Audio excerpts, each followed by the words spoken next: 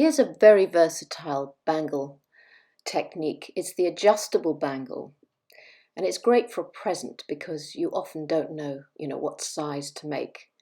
And you can see it moves to be more closed and more open, so you can pull it open to get it over your hand, and then you can decorate it by wire wrapping little crystals or beads or microfaceted gemstones to one side, and it gives it a bit of colour. Now I'm using a wooden bangle mandrel to wrap around, and if you don't have anything to wrap it around, you can always use a rolling pin or something like that. So I'm using 1 mil wire, so you do need to have thicker than 0.8 or 20 gauge because it will misshape too easily otherwise. So I've cut a long length, about 20 inches, but I won't need it all. And I'm just going to show you, because it's such thick wire, this is the 1 mil, you'll find that you need to start off with it while wrapping it much smaller than you want it to be, because it's going to spring open. And you want to start off by making a bit smaller anyway. So you want to cut, you see it'll fall down, see how much bigger it's got. So I want to cut off a bit because I've got too much wire. You want it to sort of be 3/4 of the bangle, or just under a half of the bangle. So measure it. You can always use a piece of string to measure how much wire you need, and then use that as a measurement to cut the wire. And what you do at the very ends is you create a link or circle. So there's one side, and then at the opposite cut end you do exactly the same. Don't make these links too small. And then you're going to bend those at right angles to the wire. So you can see how it's sitting at right angles to the coil. So one is on top and one is at the base because it's like a coil. And what I tend to do is, because my circles aren't very round, I cut off the sort of straight bit of the link, and that gives me access to feed it into the actual bangle and then close it up. So you need to spend a bit of time doing that, because sometimes if it's sitting at a bad angle, so it's not sort of like at 90 degrees to the bangle shape, it sort of won't work so well. So just make sure that you've got it sitting above the bangle underneath. So again, just cut a little bit off, feed the bangle in, and then close it up. You always open a link sideways. And if you've got these, we call them nom-nom pliers, they're nylon and they're curved, you might need them if you've lost the curve and it needs reshaping around the area. I'm going to look to see if I don't think I need them, but I'm just saying they're quite handy. If you love bangle making, you can curve your wire very easily with those pliers. They're really good shaping pliers. So now just put it back onto your mandrel, give it a little stroke of the hammer, obviously not flattening anywhere near those links. And this is a time where you can look at those links, and if they've gone a bit skewy, just sort of straighten them up. Make sure they're sitting at right angles to the bangle, and that will be where the wire can slide open and closed. So it's really the amount of wire, as I say, is dependent on how big you want to make these bangles. So that's the technique. It's as simple as that, and you can make these frameworks and then just decorate them with your microfaceted beads. Charmers Gems has a fantastic range, and you just bind them on with 0.4, or you can use crystals, you can use anything you want, or just put a charm on the end, and you see how flexible and adjustable that bangle is.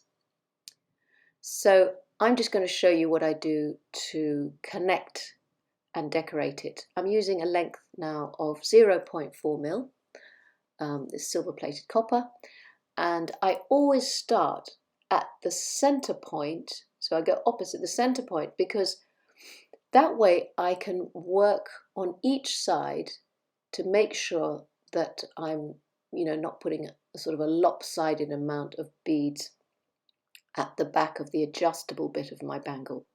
So I put one bead on at a time. So these are gorgeous little microfaceted gemstones here. And you can see I'm just going to bind it on one side of the bead with a 0.4, and then bind it on the opposite side of the bead, and then pick up another gemstone. So this is a little tiny, it's a 2 mil rose quartz, and same thing, a couple of binds. If you notice, I do two. The first one, and I push it as close as I can to the bead, which means it can't wobble and move around and sort of like it, otherwise it can go and twist to the inside of the bangle, which I don't want. So now I'm working on the other side again. So I just keep chopping and changing from one side to the other to make sure that I get some symmetry to the piece. And there you have the first 3 beads bound on. Just make sure they're tightly on, they're secured, and then you just carry on binding as many as you want. And you can wire wrap around them as well. I mean, there's so many options with, decorating wire or decorating, the back of a bangle like this. So I'm going to leave it to your imagination and your bead stash, basically. But do go and visit Charmers Gems website, because they've got lots of gorgeous little gemstone beads like this that are wonderful to decorate. Crystals are equally good, so anything sparkly really looks lovely on this sort of design. And you just continue until you've decided, obviously you can't continue to the double bit of the bangle, and you want to keep it adjustable. So I think that's enough of my beading, and when I come to the end, I just cut off the excess, make sure that I've completely flattened down any end. There's nothing sticking out that can lift, and no scratchiness. And then the other thing you can do with the back is hang a charm off it.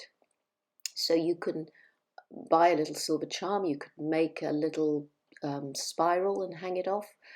Equally, you could use your microfaceted beads again. So if you're ever thinking, well, how do I use all these beads up? You could feed, say like 6 or 7 beads onto the 0.4 wire again. So this is the very fine binding wire that you've been using. So just pick up a selection, and once you've got a few of them on, you can create a sort of little circle of beads like this. So even though these beads are too small to make, to hang off as a charm, just collect a few of them and then bring the 2 ends together. So I'm just putting a couple more on each side, and that should be enough. So another one on the opposite side. This is actually rose quartz, but it hardly shows up on my bead mat. And there I've got a sort of a good amount there. Then bring the 2 ends together and cross them over. Hold onto the beaded circle and keeping the crossed over end nicely pinched. And then twist the beaded circle, holding the pinched end. And what you'll find is you get a twisted stem appearing. This is how you make tiara stems. And just hold it then with your flat nose pliers, and that will work harden and straighten the stem and make the twisted stem a bit more even. So now you've got, I'll just take off the messy end there. Now you've got your stalk with the beads on the end. So we can use that as your little dangle charm for your adjustable bangle. I can just make it a bit rounder by putting my round nose pliers in the center if it's ended up a bit oval, and then I'm going to make a link. So this is going to be a wrapped link with that twisted wire, so just wire wrap around, and all that's left to do really after this is to create a jump ring to hang it off the back of the bangle.